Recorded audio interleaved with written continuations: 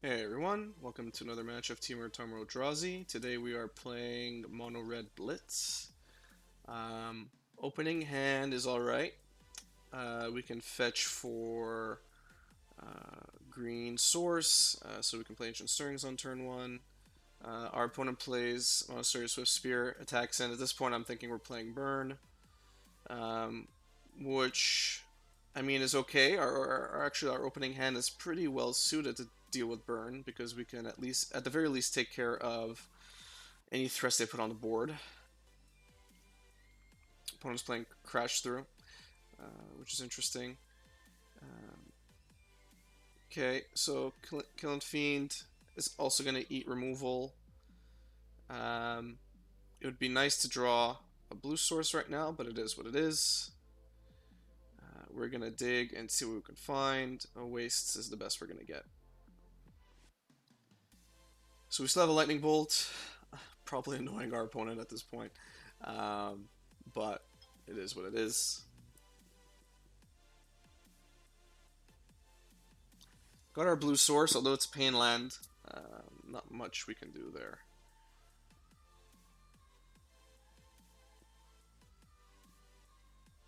Now, technically, I should have played.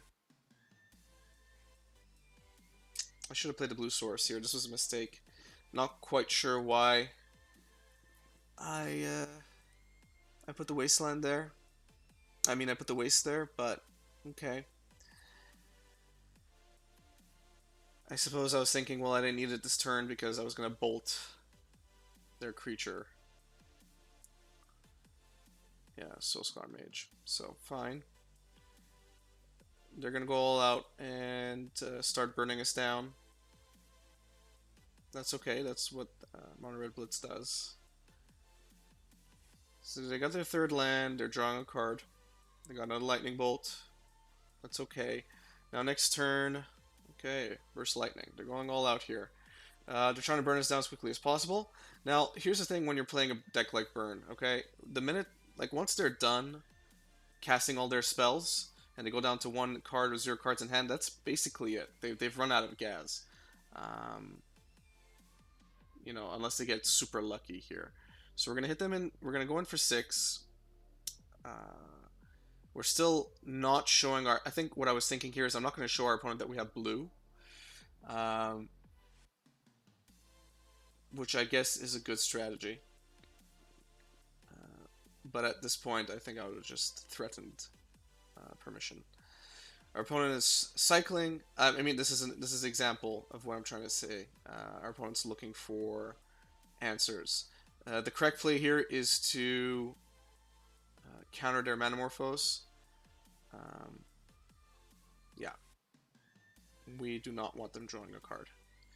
And they're pissed. I understand that. But, I mean, this is why we have to deck. So, I mean, this was actually a great first game to show you. I mean, we got burnt down to about 3 life. Um, and we still managed to pull through. And it's not like our opponent kind of whiffed there. They had a lot of removal, they had a lot of creatures, but we just had answers for everything. Um, and yeah, it was a great first game. It was down to the wire, but we don't really need to swing that many times when we have a 6/7 Tarmogoyf, or a 5/5 Reality Smasher, or even a 4/4 Thought Not Seer. Taking out Mishra's Bauble, yeah, makes sense. Um, Not too much you want to bring in. Anger of the Gods. I mean, my thinking here is bringing Anger of the Gods for um, in case they go wide and we don't get a control on it early on. Obstinate Baloth is really just there for some life if we get the 4 mana, which we should. Um, you know, and any life gain will help against burn. But that was a blitzy first game, and we'll see how the second game goes.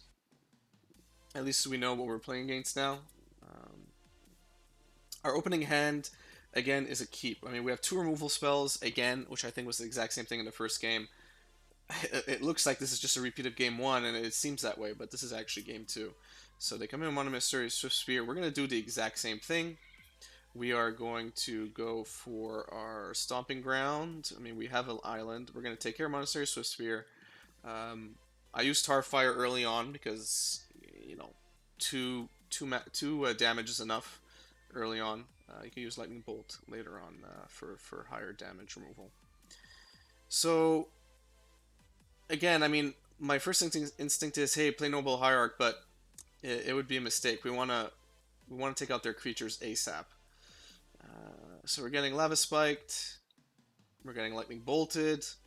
Again, seems like gonna make a quick game out of it.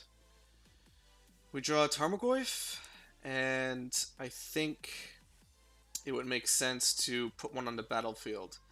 But it looks like I decided to put a Noble Hierarch instead. I mean, it's very possible that my thinking here was, hey, Noble Hierarch can either eat removal, there we go, which it just did. Which is fine, because that's damage that's not going to go to our face, so I can live with that. This turn we can play Tarmogoyf and another Tarmogoyf, which stops their ground plan, because they're not going to get through with their Monastery Swiftspear anymore. They only have 2 cards in hand, so there's not enough in their hand to hit us directly to kill us. A Monastery Swiftspear, I'm fine with that. Now we have a Thought-Knot Seer, which is a great draw. We're going to play it, and we are going to see what's in their hand. Yep, goodbye, Bedlam Reveler. I am not interested in seeing you resolve. Ancient Stirrings, we're going to dig. So far, I mean, you could see how very quickly the game, the tempo here, the momentum is coming back into our favor. Thought-Knot Seer is an obvious draw out of that. We're going to attack with one Tarmogoyf. This way we have, blocks for their 2 Monastery Swiftspears. Not much they can do here. We have full command of the game. Again, at this point now, with big creatures on the field, it's looking grim. Looking very grim for them. And I'm feeling much more confident. We have another Thought-Knot Seer, which is going to come down. So they're going to attack in, most definitely going to block, and I think we're going to see a kind of desperate move by our opponent here, if that Lightning Bolt is going to Thought-Knot Seer. Yes, it is. So that's fine, because they want to get card draw out of it. That's perfectly fine by me. Let the Lightning Bolt go to Thought-Knot Seer. Please take him. They're going to draw a card. Let them do what they got to do. Our Tarmogoyf is still going to survive. Another Lava Spike going towards, I think, our face. Yeah, to our face. So we're at 5 life. We draw Stubborn Denial. I really feel bad for my opponent. I really, really do. Because Stubborn Denial essentially just sealed his fate. Because, I mean, essentially his next burn spell is not going to resolve. He's got nothing in hand anyway. We're going to attack all in.